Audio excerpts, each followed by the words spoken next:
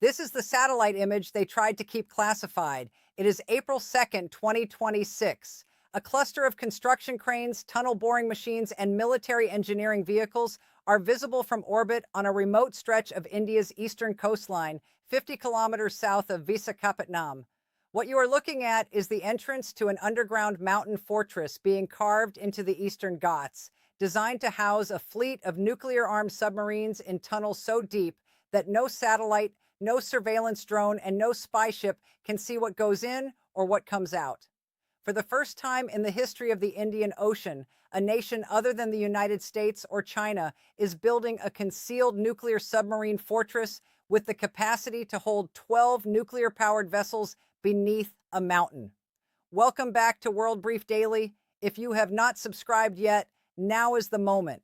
Hit subscribe, turn on notifications, because what India just did is not a routine military upgrade. It is a geopolitical earthquake. We are talking about an underground nuclear submarine base going operational on India's eastern coast. We are talking about a $1.6 billion military airfield being constructed 40 nautical miles from the Strait of Malacca. We are talking about a secret forward operating base on a remote island in the southwestern Indian Ocean, over 3,000 kilometers from Indian soil. We are talking about a $75 billion defense budget, 19 warships being inducted in a single year, and a maritime surveillance network stretching from the coast of Africa to the shores of Southeast Asia. In this report, we are going to break down every dimension of this story. We are going to examine the underground fortress at Rambilli, the military airfield on Great Nicobar Island, the covert base on Agalega, and the strategic doctrine that ties them all together. We are going to explain why China is alarmed, why the Pentagon is paying attention, and why the balance of power across the most important ocean on the planet may have just permanently shifted. Buckle up. To understand why this moment matters so profoundly, you have to understand what the Indian Ocean actually is in strategic terms. This is not an empty body of water. 80% of the world's maritime oil trade passes through its choke points. More than half of all global container traffic transits its sea lanes. The Strait of Hormuz, the Bab el-Mandeb, the Strait of Malacca, these are the arteries of the global economy, and every single one of them connects to the Indian Ocean. Whoever controls the surveillance, the basing infrastructure, and the undersea capabilities in this theater controls the flow of energy and commerce for half the planet. For decades, that control belonged almost exclusively to the United States, with its massive base at Diego Garcia and its carrier strike groups rotating through. China, recognizing this, spent the last 15 years building what analysts call the String of Pearls, a chain of ports and military facilities stretching from the South China Sea through Myanmar, Sri Lanka, Pakistan, and Djibouti. India watched, India studied, and now, according to sources inside India's defense establishment, India has decided to act. Let us start with the crown jewel, INS Varsha. This is the name of the naval base being operationalized at Rambilli, a coastal village in Andhra Pradesh. According to reports reviewed by defense analysts and confirmed by Indian defense publications, the facility is being built under a project estimated at $3.75 billion.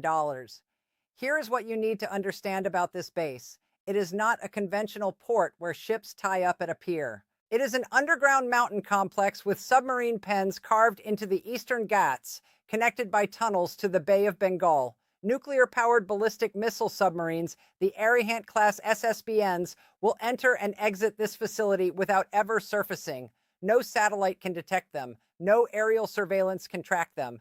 The natural depth of the waters off Rambilli acts as what Indian naval planners describe as a cloak, allowing submarines to disappear into the deep ocean the moment they leave the tunnels. The inner harbor is reportedly complete. Construction on the outer harbor, including breakwaters and jetties, is ongoing. The base covers approximately 20 square kilometers and is designed to berth at least 10 to 12 nuclear submarines. Adjacent to the facility sits infrastructure from the Bhabha Atomic Research Center, providing nuclear engineering support for reactor maintenance and refueling. Sources say the first phase of the tunnel network is nearing completion in 2026. But here's the catch.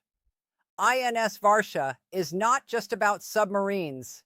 It is the physical embodiment of India's second strike nuclear capability, the survivable leg of the nuclear triad. If India's land-based missiles are destroyed in a first strike, if its air-launched nuclear weapons are neutralized, the submarines hidden beneath this mountain can still deliver a retaliatory nuclear strike from the depths of the Bay of Bengal. That changes the deterrence equation for every nuclear power in the region. China knows this. Pakistan knows this. And according to analysts at the Center for Strategic and International Studies, the United States is watching with a mixture of strategic approval and genuine surprise at the speed of execution. Now let's talk about what is happening over 1,000 kilometers to the southeast, because this is where the story escalates dramatically. On February 27, 2026, Bloomberg reported that India's federal cabinet approved the construction of a new military airport on Great Nicobar Island, the southernmost tip of the Andaman and Nicobar archipelago.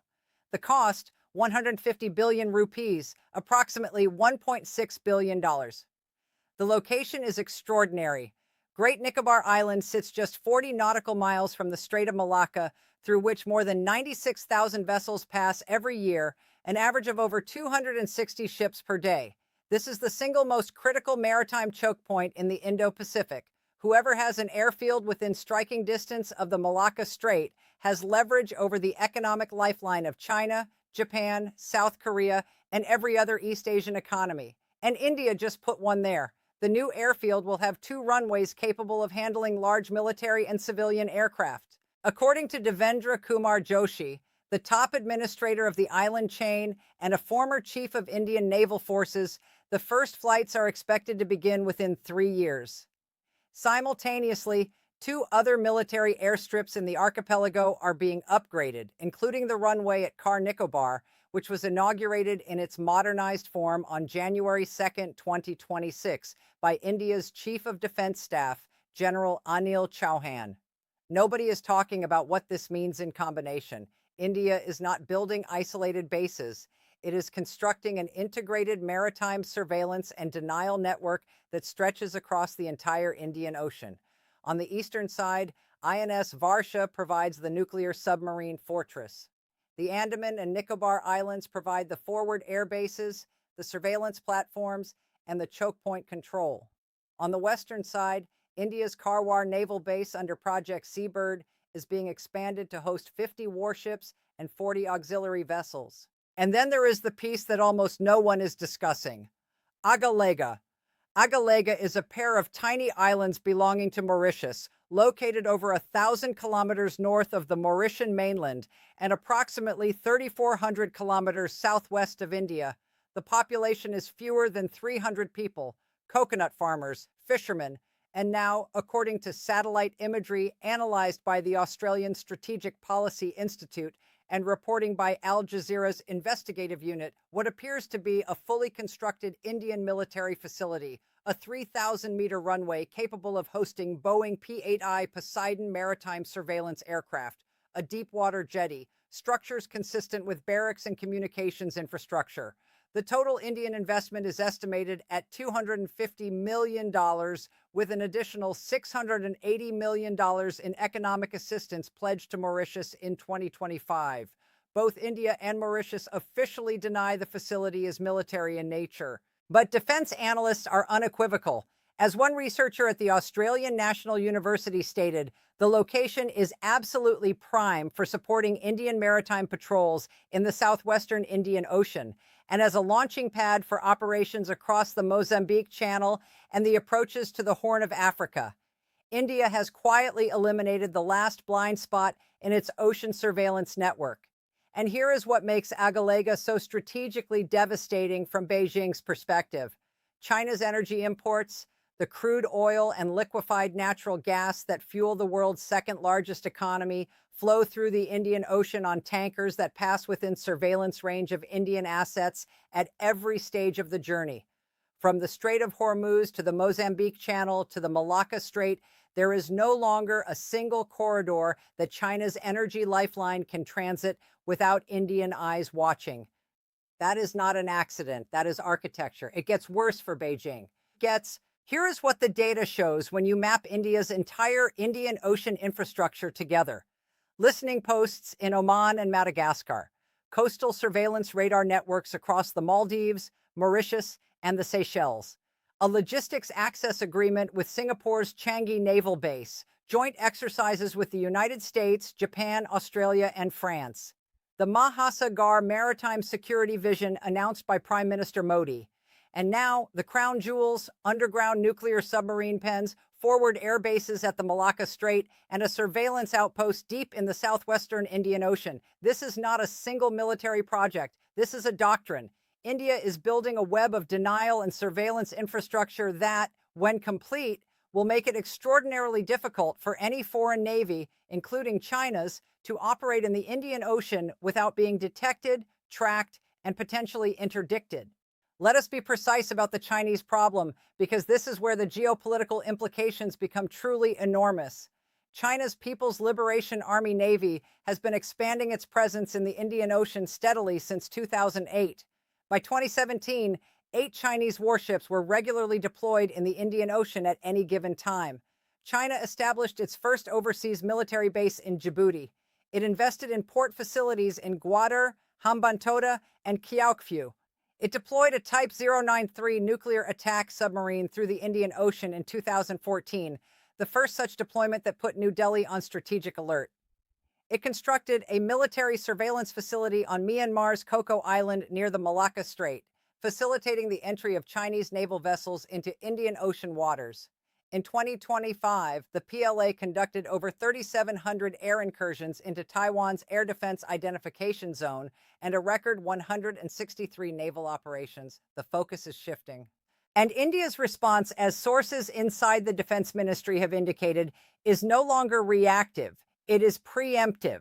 Let us get technical for a moment about what India's submarine fleet actually looks like, because this is the variable that changes everything.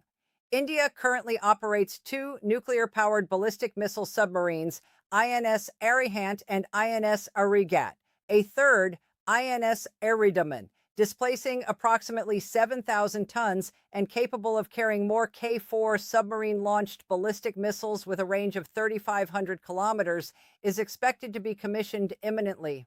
A fourth SSBN was launched in November 2024 with approximately 75% indigenous content. Larger submarines are in the pipeline. The Cabinet Committee on Security has additionally approved the construction of 2 9,800-ton nuclear-powered attack submarines with plans for 6 total. These are not deterrence boats. These are hunter-killers designed for conventional strike and escort missions. When these submarines begin operating out of the underground pens at INS Varsha, India will possess a submarine force capable of both nuclear deterrence and conventional maritime denial across the entire Indian Ocean basin. Here is what nobody in Washington anticipated: the scale. India is commissioning warships at a pace of 1 every 6 weeks. In 2026 alone, 19 new vessels are being inducted into the Indian Navy, up from 14 in 2025. The fleet will reach 150 to 160 warships by 2030 and over 200 by 2035. Destroyers and frigates alone will carry more than 300 BrahMos supersonic cruise missiles by decade's end.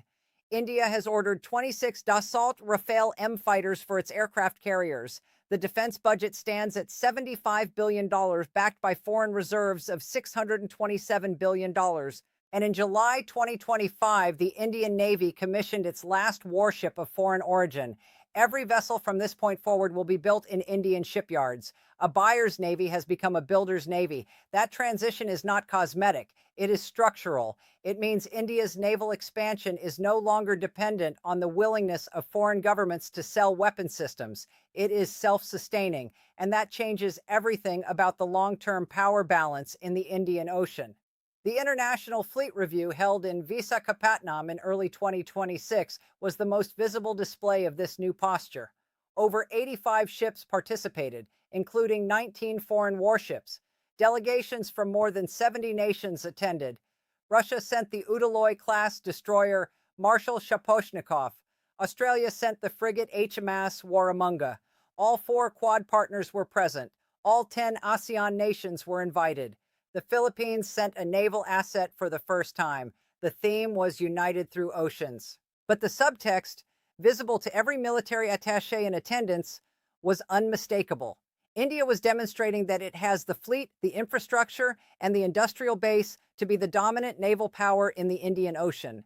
Now, let us talk about the worst case scenarios because history teaches us that rapid military buildups, even defensive ones, carry risks. The first scenario is miscalculation. If China perceives India's denial network as an existential threat to its energy supply lines, the calculus for escalation changes. A Chinese submarine detected in Indian monitored waters could trigger a chain of responses that neither side intended. India's nuclear submarine fleet, hidden in tunnels beneath the Eastern Ghats, guarantees a retaliatory capability that makes any first strike irrational. But rationality has not always governed the behavior of great powers under pressure. The second scenario involves the smaller states caught in the middle. Sri Lanka, the Maldives, Bangladesh, Myanmar, these nations are being pulled in competing directions by Chinese investment and Indian security guarantees. If India's posture becomes too dominant, the very partnerships that sustain the architecture could fracture. The third scenario, and perhaps the most consequential for global markets, is the Malacca trigger. With Indian air power now within 40 nautical miles of the strait, any crisis involving India automatically becomes a crisis for global shipping. Insurance premiums, tanker routing decisions, energy prices, all of these are now directly connected to the stability of India's strategic posture. Let us place this in historical context. In the late 19th century, the British Empire recognized that control of maritime choke points, Suez, the Cape, Aden, Singapore, was the key to global power. Britain built a network of coaling stations, naval bases, and surveillance posts that sustained the empire for half a century. The United States inherited much of that architecture after 1945 and expanded it, with Diego Garcia becoming the centerpiece of American power projection in the Indian Ocean. What India is doing now is not identical, but the strategic logic rhymes.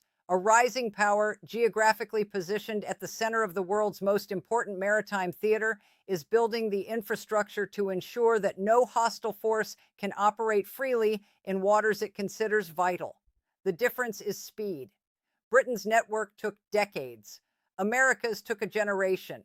India is attempting to build its architecture in years, and the urgency is driven by a single variable, the pace of Chinese naval expansion, which, according to the U.S. Naval War College, has seen China build and deploy 44 submarines in 16 years, nearly 3 times the rate of the United States over the same period. The arms race beneath the surface of the Indian Ocean is already underway, and most of the world has not even noticed. This is where the stress test becomes unavoidable. India is not a military dictatorship building bases in secret. It is a democracy of 1.4 billion people making conscious decisions about how to allocate scarce resources in a neighborhood that grows more dangerous by the year. The $75 billion defense budget represents hard choices, money that could have gone to infrastructure, healthcare, education. The ecological cost of the Great Nicobar Airfield, situated in one of the most biodiverse regions on the planet, is generating fierce domestic debate. The opacity of the Agalega arrangement raises legitimate questions about democratic accountability. India's founders envisioned non-alignment and peaceful coexistence. What is emerging in 2026 is something different, not imperial, not aggressive, but undeniably assertive. We are in uncharted waters. The old maps of Indian Ocean power, drawn by the British and redrawn by the Americans, are being redrawn again. And this time, the cartographer is New Delhi: underground nuclear submarine bases, forward air stations at critical choke points, covert facilities on foreign soil, a naval shipbuilding revolution, and a web of surveillance partnerships spanning from Japan to France. No single element is unprecedented, but the combination, executed by a nation that 20 years ago could barely patrol its own coastline with modern vessels, represents a transformation that even India's closest allies did not fully anticipate. So what should you watch for? Watch the commissioning ceremony for INS Varsha. When that underground base officially becomes operational, it will mark the moment India joins an exclusive club of nations with concealed nuclear submarine basing. Watch the first military aircraft landing on Great Nicobar's new airfield. That will be the moment India establishes permanent air power within striking distance of the Malacca Strait. Watch China's response. Beijing has already begun accelerating the expansion of its Longpo naval base on Hainan Island, widening channels and adding new submarine piers. The action reaction cycle is underway, and it will define the security architecture of the Indo Pacific for a generation. Watch the insurance markets. When underwriters begin pricing Indian Ocean shipping risk based on two competing submarine fleets rather than one dominant navy, the cost of moving energy and goods through these waters will change permanently. And watch the diplomats, because every small island nation, from the Seychelles to the Maldives, is now calculating which great power's embrace offers more security and which offers more suffocation. The Indian Ocean is no longer America's lake. It is no longer Britain's ghost. It is becoming India's theater, and that transformation, quiet as it has been, may be the most consequential geopolitical shift of the decade. The tunnels beneath the Eastern Ghats, the runways on Great Nicobar, the jetties on Agalega, these are not just concrete and steel. They are the architecture of a new era, one in which the world's largest democracy has decided that the ocean bearing its name will, for the first time in modern history, truly belong to it. Whether that decision leads to stability or confrontation is the question that will define the next chapter of global security. And that question is not theoretical. It is being answered right now in the sound of tunnel boring machines grinding through mountain rock, in the roar of fighter jets over remote archipelagos, and in the silent descent of nuclear submarines into waters that have never been watched this closely before. Subscribe to World Brief Daily. Turn on your notifications. The map of power is being redrawn right now, and if you are not watching, you are already behind. Thanks for watching.